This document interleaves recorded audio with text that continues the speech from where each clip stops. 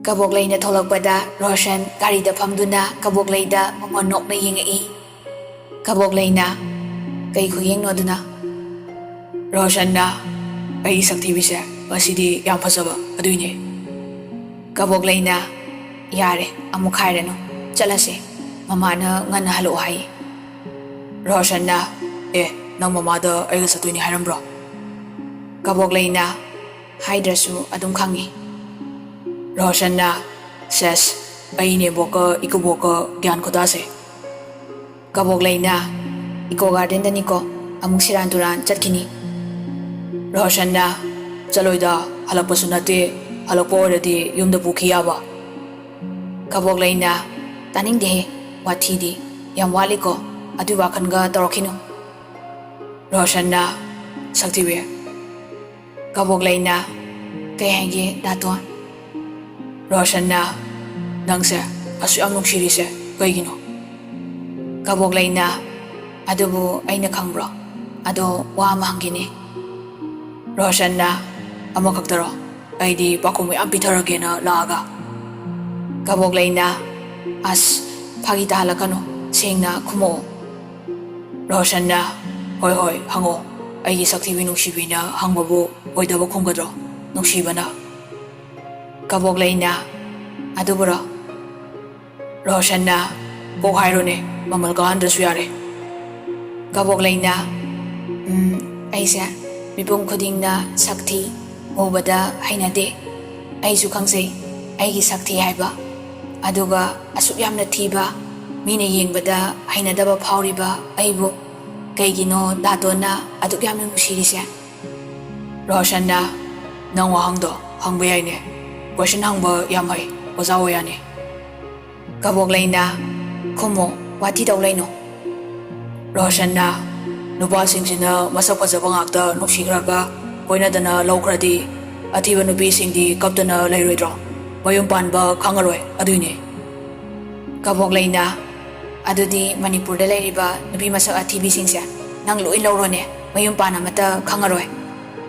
Roshan momon noi Kaboglayda haifet nungsina yengaga aygi saktibisa sawbasu haine fanabu nungsiri saktibi ay wahayge munata nungsiba haibasigi chapchaba wahan thoklayte maithongi fazabada nungsibadi asengba nungsiba nate adudi apama kawi masakna lai masagum fasaraga bukselna amamba thamoy paladi fazabi maithongdo chanafam khangloi. Maithongda miyoiba kayana hainadaba phawrabasu athiba saktham oirabasu daru darubi thamoy oiradi saktibido nomadi malemsida mahakki mangalna malem sinba thongkini. Miyoibagi marudi maithongi fazabado natte daru daruba thamoiduni athibi maithongdi semdokpa fajanba yai adubu amotba thamoidi hongdokpa khak yaroi marudi thamoy sengbaduni. Kaboglay Roshan gi wahayda pukning nungsirakduna mittagi bisingthakiba khanghaudre. Kaboglay na daton. Roshan na haiba angawi kaygi kapino adumain kapadi daton kamaina nungaidoiba se kapkano. Thauramba gari tu side kitang tauraga khami aduga taragliba Kaboglay gi mitlugi pirang tu Roshan gi makhutna teithokpi. Kaboglay na daton aise laibok yam phai ko daton mapok mapokta daton se aigi oizake ko.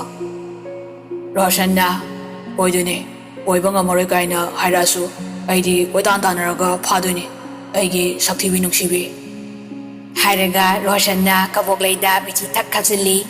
Kaboglay nokfet tawjei anido amuk gari thauduna lai.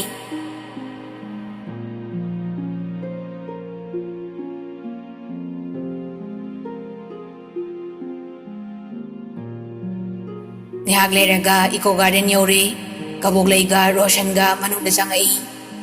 Roshan na soida famse moisu lani. Kaboglay na yam fajaye mafamse. Roshan na fajabane nungsinaba pakhang laysa kakta natana family punnasu lai sengo hayengwai akoisu edition ga yawrakanda lakse.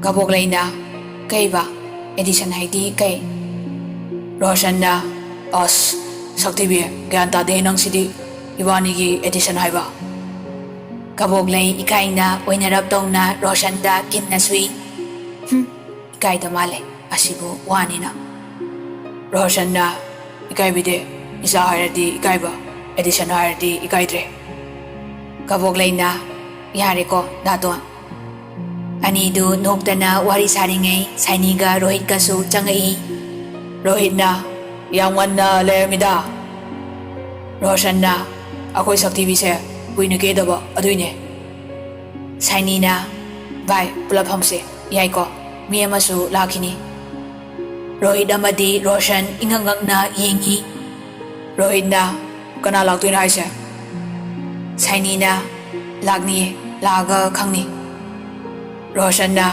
Pulis ka laktoy jalo Kabog lay di Saini gi plan Kangbani na wangang di Tumina dumlay Rohit na Bai Noy di lai kay bani na Makatam tadoy orang ni Ay di tuwa ni Makatam maroy Ako'y babagi business na Mating pa nga lay ragi Kabog lay na Sinsaw pa iba noy di Lai tam rasu yay da Pamagasara pao Loy raroy Rohit na Hoy, aduda sumpamagalay ba di nungay na Ako'y diyar nungay na ba kuna ba nida? Saini di taning da ba na loiri? Rohit di ngangkra di liep ni kang di? Rohit na, Bai, ako'y diyar siya, kartu na busan da yaroy. Saini na, Roshan na, kadorgi hay sibo. Rohit na, nung siba siya, sumhili, ay mayaw dra di laibang amaroy, adu na luhong toge. Roshan na, Yay ne, Saini, naray bo payda nang dia. Saini na, ay na parira, mana parira, amadi soidre. Rohit na, Bai, sumayin to ba ne? Ani mo pa ba hay tare? Hay di, maso ay gumba, sakfazaba, special contractor amagi, machatong po, fangsaba. Aduga, ay na, lamdam sige, sakyan bi, pay fazabi, fangsaba. Roshan na, mane, ako'y gadi, marag to da, yaw saluya ponte. Invite over di kaunu ko. Rohit na, kamay kaw din o, kaw da, dum-dam da hong din eh. Natro, my dear. Saini na, Saini na, ontorak ba da, Santos ang akwa urami. Saini na, da Santos, somda, sida. Santosu, mayang pampamlom da, changai. Rohit amadi, Roshan, ingangai. Saini na, da Santos, mana ay friend kabuglay. Mana Roshan, aduga mana Rohit ay nahay ba do? Santos na, mayang gapun ba yam nungay? Ay na di kitang halam do mali ko. Hay di ako'y Saini gi friend ni hay ba nina? Roshan na, hoy tamo hekta kong sagi. Santos na, kay sukay di da, iya di ay. Rohit di wangang di, tumina dumlay, Saini da su yengi. Saini na, ay na sida mayampun siya na kauli siya. Atay ginate. Saini Santos da nokfet tong ni yengi. Aduga Saini gi kod adu Santos da pi. Santos na Saini gi kod adu tap na pairaga momono i. Uli ba mo adu Rohit sauning ba na may haure. Santos na ay giming Santos. Hausi Imphal Eastki DSP oina laysari. Aduga Saini gi na hausi fawagi boyfriend haija batare. Aduga next month agi husband haizarage. Mayamda Saini bani gi wedding invitation se punna pina ba haidana aigi nuksibi Saini na sinbani. Rohit sauning bana phataba ngamdana phuk hawgalai. Saini nangi do kitang hinmandra nangi do aibu usita bane. Saini momonok na Rohit gi manakta changsili.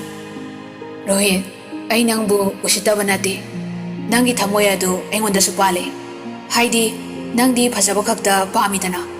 Aisu aduna phasaba pamba nangse aigi da Santos ka yengnabadadi nausne sakta sabanda amtabu yengone aigi da Santos nanga kanana hengena. Rohit wangang de Roshan di tawriba mataw adu ingangai. Saini na nanggomba apangba nakok yawdaba wakal khanba ngamdaba midi aidi nate nangna nasak phasare haina pongzariba napal tawsari do kaisu kanaroy. Nangi naral na tumda kalakpigadaba nupidusu natte. Nang na egi nungsibi maro kabog laybo kaya da hantana kanbiba.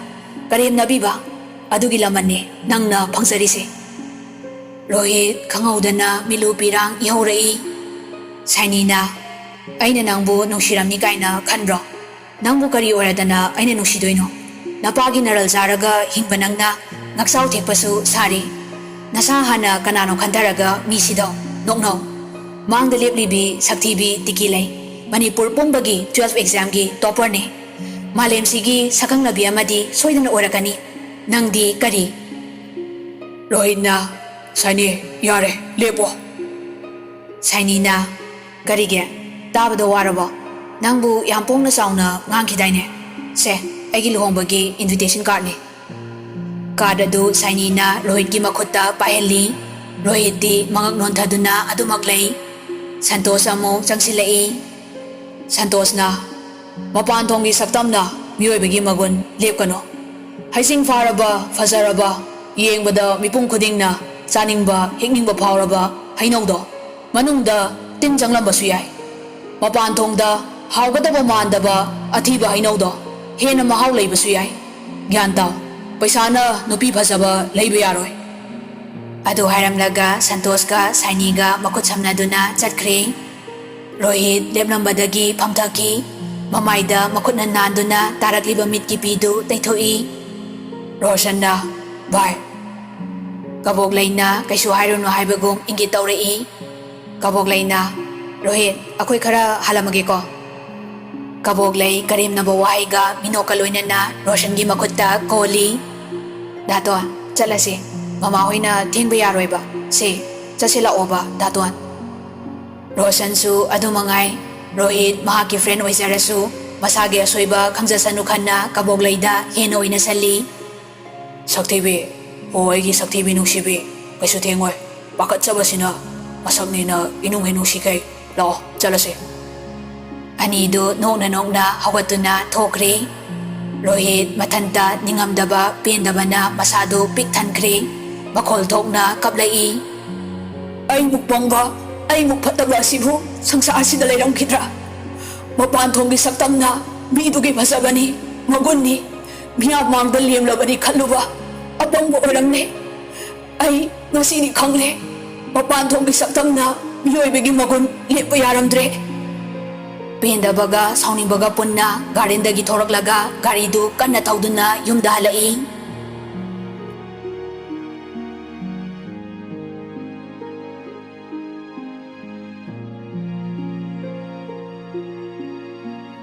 ꯁꯣꯝꯗ ꯍꯜꯂꯛꯄꯒꯤ ꯂꯝꯕꯤꯗ ꯔꯣꯁꯟꯒ ꯀꯕꯣꯛꯂꯩꯒ ꯒꯥꯔꯤ ꯃꯅꯨꯡꯗ ꯋꯥꯔꯤ ꯁꯥꯟꯅꯔꯤ ꯀꯕꯣꯛꯂꯩꯅ ꯑꯩꯈꯣꯏꯅ ꯇꯧꯔꯤꯕ ꯊꯕꯛ ꯑꯁꯤꯕꯨ ꯑꯆꯨꯝꯕꯔꯥ ꯃꯤ ꯑꯃꯕꯨ ꯐꯠꯇ꯭ꯔꯦ ꯍꯥꯏꯗꯨꯅ ꯑꯁꯨꯝꯅ ꯇꯧꯕꯁꯤꯕꯨ ꯔꯣꯁꯟꯅ ꯅꯨꯡꯁꯤꯕꯤ ꯃꯁꯤꯗ ꯊꯣꯏꯅ ꯍꯦꯟꯅ ꯈꯟꯖꯤꯜꯂꯨꯅꯨ ꯃꯤꯑꯣꯏꯕ ꯑꯃꯅ ꯑꯁꯣꯏꯕ ꯑꯔꯥꯟꯕ ꯇꯧꯔꯛꯄ ꯃꯇꯝꯗ ꯑꯩꯈꯣꯏꯅ ꯐꯠꯇꯦ ꯇꯧꯒꯅꯨ ꯍꯥꯏꯕꯁꯦ ꯀꯌꯥꯔꯛ ꯍꯥꯏꯈ꯭ꯔꯦ ꯑꯗꯨꯕꯨ ꯑꯔꯦꯝꯕ ꯇꯥꯈꯤꯕ ꯉꯥꯛꯇꯅꯤ ꯍꯧꯖꯤꯛꯇꯤ ꯃꯁꯥꯅ ꯃꯁꯥꯒꯤ ꯑꯁꯣꯏꯕꯗꯣ ꯆꯨꯝꯊꯣꯛꯆꯅꯕ ꯇꯟꯖꯥ ꯄꯤꯕꯅꯤ ꯀꯕꯣꯛꯂꯩꯅ ꯍꯣꯏ ꯑꯗꯨꯕꯨ ꯑꯩꯗꯤ ꯔꯣꯍꯤꯠꯁꯦ ꯑꯃꯨꯛꯁꯨ ꯌꯥꯝ ꯅꯨꯡꯉꯥꯏꯇꯦ ꯔꯣꯁꯟꯅ ꯅꯪ ꯈꯛꯇ ꯅꯠꯇꯦ ꯑꯗꯨꯗꯤ ꯑꯩꯅ ꯍꯦꯟꯅ ꯅꯨꯡꯉꯥꯏꯇꯦ ꯑꯗꯨꯕꯨ ꯃꯍꯥꯛ ꯅꯥꯄꯜ ꯇꯧꯕ ꯃꯤꯅꯤ ꯍꯧꯖꯤꯛ ꯀꯔꯤ ꯇꯧꯔꯛꯀꯅꯤ ꯍꯥꯏꯕ ꯈꯪꯕ ꯉꯝꯗꯦ ꯀꯕꯣꯛꯂꯩꯅ ꯑꯁꯦꯡꯕ ꯑꯃꯨꯛ ꯂꯃꯟ ꯈꯨꯝꯒꯦ ꯀꯥꯏꯅ ꯈꯜꯂꯝꯃꯗꯤ ꯑꯁ ꯇꯜꯂꯤꯍꯦ ꯔꯣꯁꯟꯅ ꯀꯩꯁꯨ ꯇꯧꯔꯣꯏꯗ ꯃꯥꯅ ꯍꯦꯟꯖꯟ ꯌꯥꯄꯣꯟꯇꯦ ꯀꯕꯣꯛꯂꯩꯅ ꯑꯗꯣ ꯗꯥꯇꯣꯟ ꯅꯪꯉꯣꯟꯗ ꯍꯧꯔꯛꯑꯗꯤ ꯃꯥꯟꯅꯔꯨꯅꯨꯀꯣ ꯔꯣꯁꯟꯅ ꯍꯣꯏꯕ ꯑꯩ ꯀꯩꯁꯨ ꯇꯧꯔꯣꯏ ꯄꯥꯈꯠꯀꯅꯣ ꯅꯨꯡꯁꯤꯕꯤ ꯀꯕꯣꯛꯂꯩꯅ ꯄꯥꯈꯠꯇꯕ ꯉꯝꯗꯦ ꯃꯇꯝꯁꯦ ꯌꯥꯝ ꯐꯠꯇꯦ ꯃꯤ ꯑꯃꯒꯤ ꯃꯃꯜ ꯌꯥꯝ ꯍꯣꯡꯕꯅꯤ ꯔꯣꯁꯟꯅ ꯑꯩꯒꯤ ꯁꯛꯊꯤꯕꯤ ꯅꯨꯡꯁꯤꯕꯤꯅ ꯑꯩꯒꯤ ꯅꯥꯛꯇ ꯂꯦꯡꯗꯅ ꯂꯩꯔꯤꯈꯩ ꯑꯩ ꯀꯩꯁꯨ ꯆꯤꯡꯅꯕ ꯑꯀꯤꯕ ꯂꯩꯇꯦ ꯀꯕꯣꯛꯂꯩꯅ ꯑꯩꯗꯤ ꯗꯥꯇꯣꯟꯒꯤ ꯑꯗꯨꯝ ꯑꯣꯏꯔ ꯂꯩꯔꯁꯤꯗꯤ ꯁꯨꯝ ꯂꯥꯛꯄꯅ ꯀꯕꯣꯛꯂꯩ ꯍꯣꯏꯒꯤ ꯒꯦꯠ ꯌꯧꯔꯦ ꯀꯕꯣꯛꯂꯩꯅ ꯗꯥꯇꯣꯟ ꯑꯩ ꯂꯩꯍꯧꯔꯒꯦ ꯑꯗꯣ ꯌꯨꯝ ꯌꯧꯔꯒ ꯍꯥꯏꯔꯛꯑꯣ ꯐꯖꯅ ꯆꯠꯂꯨꯀꯣ ꯔꯣꯁꯟꯅ ꯍꯣꯏ ꯍꯣꯏ ꯆꯪꯉꯨꯀꯣ ꯀꯕꯣꯛꯂꯩꯅ ꯍꯣꯏ ꯀꯕꯣꯛꯂꯩ ꯒꯦꯠꯇ ꯍꯦꯛ ꯆꯪꯒꯦ ꯇꯧꯕꯒ ꯔꯣꯁꯟꯅ ꯈꯪꯀꯧ ꯀꯧꯏ ꯁꯛꯊꯤꯕꯤ ꯊꯥꯡꯂꯝꯕ ꯈꯣꯡꯊꯥꯡ ꯆꯞ ꯂꯦꯞꯇꯨꯅ ꯀꯕꯣꯛꯂꯩ ꯔꯣꯁꯟꯗ ꯌꯦꯡꯉꯛꯏ ꯔꯣꯁꯟ ꯅꯣꯛꯐꯦꯠ ꯇꯧꯅ ꯌꯥꯔꯦ ꯌꯥꯔꯦ ꯆꯪꯉꯣ Kabok Laina, me. Pat on silaga mayum de sangkre, Roshan su nokfet tong na hankre. Pagpina, bema, isa halieda na. Kabok Laina, hoy ma. Pagpina, handagdi isa se, thoki basu momonoi, halak basu nokfet tauraga halai. Ako imong se, lakimiga changdong malibu. Kabok Laina, as, ima, yari ba? Pagpi noklaga, ikay no, isa sidi, apabata na ba ni kando o, salo, napiga do, hongdo uro. Kabok lay mamada ikay na mamonoklam laga imong da sangkri. Chawa na, mama ibe ma nang naduay da, natanta no fet katauri do na, hanu tangda kariwakan kalino. Pagpi na, bakoy babo, irang kita wirano, isa no pigiwakan da noksabani, lanaga kanu. Chawa na, hay ma, ay su hangisini kay doroge haydana, wakandi manala na kalaga. Pagpi na, ako'y bema si, maray ba matok na pagreda ko. Chawa na, ay su kalamini, ado hausikti, angangan isu tamoy siyang na loynarabani na. Makoy gi mahi masingasi, matip sarabo matamda, chaw na hek lohong topi bahay dun eh. Pagpi na, hoy, ay su kalamini. Ado ibong oironggi ahal singdi kangamgadro. Chawa na, ako'y su kangisini, mo'y su machagi ahongba malapada, soydo na kangamgani. Pagpi na, hayengway pamdi kote na tauradi. Chawa na, mamanang se, gyan tadeda, imong dugi ahal na panapamdrasu, nasanupigi tagalon bebaramadi, lamsat na, pamhanba, nusihanba, yamlay ne. Pagpi na, kangsadre, yung balon se, mama na takne, ay ko'y di makoy pabong noy na takbiro. Chawa na, mama ne na, ming naga pagpi kaw re, oto na sana kre, naming duga. Pagpi na, amo hawirano ko, ay dasang zakrage. Pagpi imong da ngangang da na changkre.